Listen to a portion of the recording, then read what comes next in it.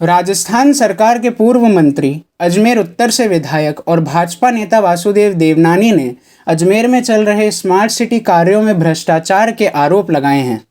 देवनानी ने कहा कि अधिकारियों ने भूमाफियाओं के साथ पैक्ट किया है। आनासागर का पानी निकालकर आनासागर झील क्षेत्र में निर्माण कार्य कराकर सुप्रीम कोर्ट के आदेशों की अवहेलना की जा रही है। भ्रष्टाचार के इस खेल के कारण 67 एकड़ की आनासागर झील का कैचमेंट एरिया 37 एकड़ रह गया है। वाटर लेवल भी पहले 16 फीट था, जिसे घटाकर 13 फीट किया गया।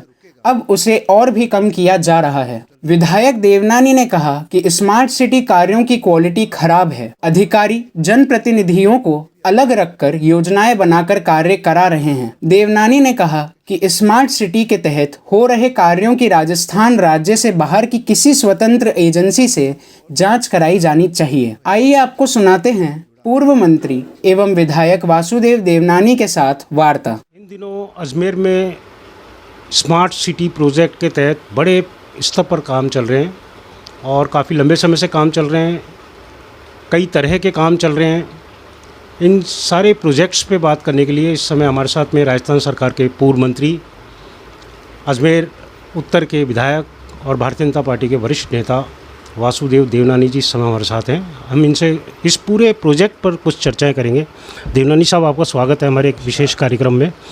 और मैं पहले सवाल के साथ ये शुरू करना चाह रहा हूँ साहब आपसे कि स्मार्ट सिटी प्रोजेक्ट को आप किस रूप में देख रहे हैं? स्मार्ट सिटी प्रोजेक्ट जब माननीय मोदी जी ने सबसे पहले अजमेर को अनाउंस किया, बड़ी आशाएं और आकांक्षाएं जगी कि मेरा अजमेर शहर, जिसमें मेरा जन्म भी हुआ, वह एक स्मार्ट बनेगा। यहाँ के लोगों की जो मूलभूत आवश्यकताएं हैं वे भी इम्प्रूव होंगी, वे भी उनको पर्याप्त मात्रा में मिलेंगी।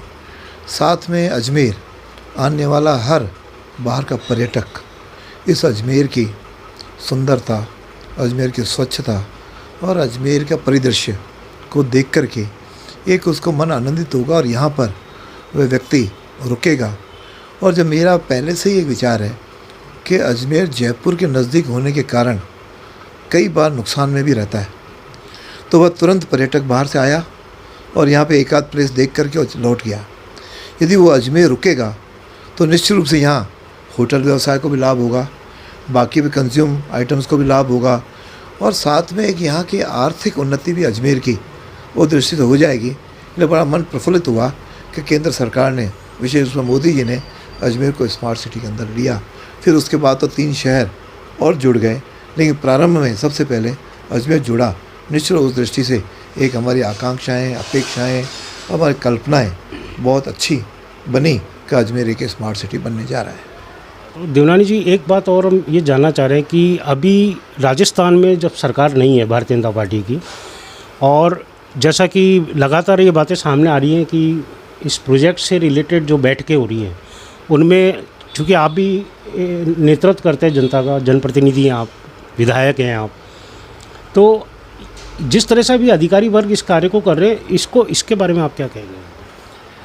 पता है कि अजमेर में मैंने उस दिन कलेक्टर साहब को भी कहा, अधिकारी आएंगे और जाएंगे, पर्टिकुलर एक सीमित के लिए सरकारें भी आएंगी और जाएंगी, लेकिन यहाँ का जो विकास है, यहाँ की जो स्मार्ट सिटी का कल्पना है, वे यहाँ के जनप्रतिनिधियों को, जन को ही हो सकती हैं, को अपने अजमेर को किस दृष्टि से देखते हैं और अजमेर कैसा बनना चाहिए। तो उसमें उनकी भूमिका और उनकी उस योजना या उनका सोच को प्राथमिकता मिलनी चाहिए। लेकिन दुर्भाग्य से सत्ता परिवर्तन हुआ और सत्ता परिवर्तन होते ही प्रशासन ने अपनी ओर से, चूँकि यहाँ के जनप्रतिनिधि दूसरी पार्टी के, भारतीय जनता पार्टी के हैं, इसलिए उन्होंने इसे मुँह मोड़ लिया और अपने आकाओं के दिशा दृष्टि से ही इसको प्रोजेक्ट को लेने लगे और अपने मनमाने ढंग से अधिकारी वर्ग ने ही यहाँ की सारी प्राथमिकताएं तय की और सारे उद्देश्य तय किए, जिससे यह मूल भाव से भटक गया और केवल उनको रुपए कैसे खर्च करने हैं और उसमें हम कैसे पहले आएँ, उसकी यूसी कैसे भेजनी है, यहीं तक ये सीमित रहे। एक अधिकारी वर्ग ही सब कुछ इसमें करने लगा। बीच में हालांकि यहाँ का मेयर इसका उपाध्यक्ष होता है, लेकिन उस दौरान भी बीच में साल भर तो यहाँ पे कोई जनप्रतिनिधि मेयर भी नहीं रहा, उसका भी इन्होंने जम करके लाभ उठाया। और अभी भी मैं समझता हूँ कलेक्टर साहब जो इसके सीईओ हैं वे अपने हिसाब से और अधिकारियों की शहर से ही चल रहे हैं। तो देवनानी साहब, इसमें क्या नुकसान क्या हो रहा है इसमें आपकी नज़र से? अगर जनप्रतिनिधि इसमें शामिल होंगे तो इस प्रोजेक्ट को क्या लाभ होने वाला है? जैसे जनप्रतिनिधि शामिल होते हैं तो जनप्रतिनिधियों को जनता की भावनाओं की समझ होती है, जनता की भावनाओं के वो जुड़ जाते हैं और उससे लगता है कि वो जनता की भावनाओं को वहाँ एग्जीक्यूट कराने में अग्रणी रहते हैं। वो नहीं है तो जो अधिकारियों को ठीक लगा उसी को ही वो करेंगे। जैसे मैं उदाहरण दूँ, यहाँ की मूलभूत आवश्यकता पानी है। पानी हम 24 घंटे में अजमेर को मिलना चाहिए, तब जाके स्मार्ट सिटी में ये शामिल होगा।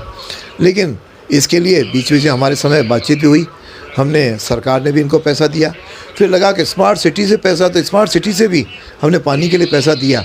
लेकिन आज वह वहीं के ढाक के 3 पात हैं, उल्टा पानी है नहीं। और न उस ओर कोई दृष्टि भी है कि अजमेर को 24 घंटे पानी कैसे मिले, इसकी चिंता ही नहीं है। वो इस प्रोजेक्ट में कहीं परिलक्षित ही नहीं होता। और इसी तरह अजमेर का ड्रेनेज सिस्टम ठीक होना चाहिए, नहीं तो छोटी सी बरसात आई और पानी सड़कों पे बह जाता है। उसके ड्रेनेज के सिस्टम के लिए मैंने कलेक्टर साहब से 2 बार कहा, अजमेर के ड्रेनेज सिस्टम को ठीक करो, यहाँ की टोपोग्राफी के आधार पर रखते हुए उसको प्रायोरिटी पे लो। यहाँ की सीवरेज की समस्या है, यहाँ की सीवरेज अभी तक डल रही है और उसमें खड्डे करके और सड़कों में लोग जो है घायल हो रहे हैं। इस बात की स्थिति पैदा हो गई है। आना सागर झील के जो निर्माण कार्य चल रहे हैं इस समय, उसको लेकर आप क्या कहना चाहोगे? अजमेर की आत्मा आना सागर झील है। आना सागर झील का कैचमेंट एरिया 67 एकड़ है। लेकिन वर्तमान में जिस तरह से ये पाथवे के नाम पर इसकी सुंदरता बढ़ा रहे हैं, हालांकि पाथवे मेरा ड्रीम प्रोजेक्ट है। मैंने रीजनल कॉलेज के सामने इसका पहला फेज़ बिना स्मार्ट सिटी के प्रोजेक्ट के शुरू करवाया था और मैंने उदयपुर और अहमदाबाद को देखने के बाद लगा कि इसके चारों ओर एक पाथवे बने और वहाँ पे लोग घूमें 3-4 घंटे, ये लोगों के लिए एक पर्यटन के रूप में डेवलप हो, उस दृष्टि से योजना बनी। लेकिन वर्तमान प्रशासन ने इस भू माफियाओं के साथ पैक्ट करके और उसके वहाँ से उन सबको बचाते हुए और पाथवे बना रहे हैं। जो इस पाथवे में मिट्टी आना सागर में जो अब्दुल रहमान के वर्सेस केंद्र सरकार का जजमेंट है सुप्रीम कोर्ट का, उसमें वो नहीं कर सकते, लेकिन उसकी भी अवहेलना करके वो बना रहे हैं। और वर्तमान में जाकर के 37 एकड़ में ये बन रहा है। यानी झील को इतना छोटा कर दिया और लोगों ने मिट्टी भर भर के, चूँकि आना सागर के जो एक मूल है उसमें एक जब ये पूरा खाली हो तो खातेदारों का है, जब पानी भर जाए तो निगम का है।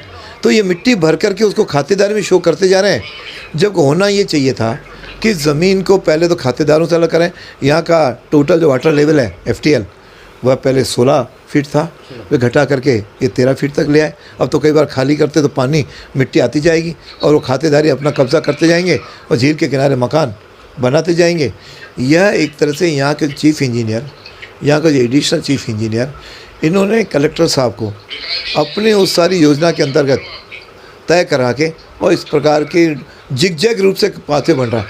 आज तक जिगजैग से कभी बना नहीं। मैंने 2 बार वहाँ पे आंदोलन की धमकी दी, तब जाकर के थोड़ा बहुत इम्प्रूव हुआ। लेकिन अभी भी मुझे लगता है अन्ना सागर के प्रति कोई संवेदनशीलता नहीं है। यहाँ तक अन्ना सागर बीच में एक टापू बना हुआ है, वह भी एक गाँव में खाली हुआ, मिट्टी खुदी, उसे टापू बन गया और आज उस पर कब्जा कर रखा है, उससे लोग धन अर्जन करते हैं। ये इस प्रकार की स्थिति में कहीं ना कहीं मुझे लगता है आगे जा कर के कहीं हम भी इसको कोर्ट से ही मुझे लगता है रियायत मिलेगी। जनप्रतिनिधि तो सुन नहीं रहे। इवन हमने तो पुरी को भी मैंने चिट्ठी, जो केंद्रीय मंत्री हैं, पैसा केंद्र सरकार का, वाह वाह ये लूट रहे हैं, अरे वाह वाह ले लो, लेकिन मेरे अजमेर को तो अजमेर रहने दो, उसको स्मार्ट बनाओ, उसको जहाँ की मूलभूत समस्याओं का हल करो और अजमेर की सुंदरता के बारे में समझौता मत करो। तो क्या देवनानी साहब, इसमें आपको ये भी लगता है कि कुछ भ्रष्टाचार टाइप की या कुछ ऐसे मैटर्स भी नज़र आते हैं आपको आना सागर झील से जुड़े हुए? निश्चित रूप से इसमें भ्रष्टाचार की पूरी बू आती है। जब आप जनप्रतिनिधियों की सुनवाई नहीं करोगे, उसको इन्वॉल्व नहीं करोगे, तो अधिकारी आपस में मिल बैठ करके और बंदर बांट तो करते हैं। और अन्ना सागर में तो भू माफियाओं के साथ, जैसा मैंने पहले कहा, इन्होंने कहीं ना कहीं आपस में समझौते कर रखे हैं। अब उनसे पैसों का लेन देन कितना है, क्या है, ये तो यही जाने। लेकिन एक निष्पक्ष जांच तीसरी पार्टी जो राजस्थान से बाहर की हो, उससे जांच हो जाए तो मालूम पड़ जाए। और अभी अपन ने देखा कि अपना जो यहाँ पे अग्रवाल अग्रसेन सर्कल पर जो अपना इसका कंस्ट्रक्शन हो रही है, जो थिएटर भी बन रहा है, वो थिएटर के अंदर तो अभी से ही प्लास्टर गिरने लगा, अभी से ही सारी दरारें सामने आने लगी, तो भ्रष्टाचार की गंध तो सामने आती है। लेकिन उस पर भी केवल लिपापोती ही की जा रही है, क्योंकि इंजीनियर्स की जांच इंजीनियर्स करेंगे, वो अपने इंजीनियर्स को बचा रहे हैं। इससे किसी प्रकार का कोई यहाँ पे हमको लगता नहीं कि कोई न्याय हो पाएगा। मतलब आपका ये कहना है कि क्वालिटी वर्क भी नहीं हो रहा है जो एक्चुअली में मापदंडों के हिसाब से होना चाहिए। न तो एक्चुअल योजना बन करके उनको एग्जीक्यूट किया जा रहा है, न क्वालिटी का मेंटेन किया जा रहा है, और न इनके आपस में जो विज़न ही नहीं है कि अजमेर का विज़न अजमेर वासियों को हो सकता है।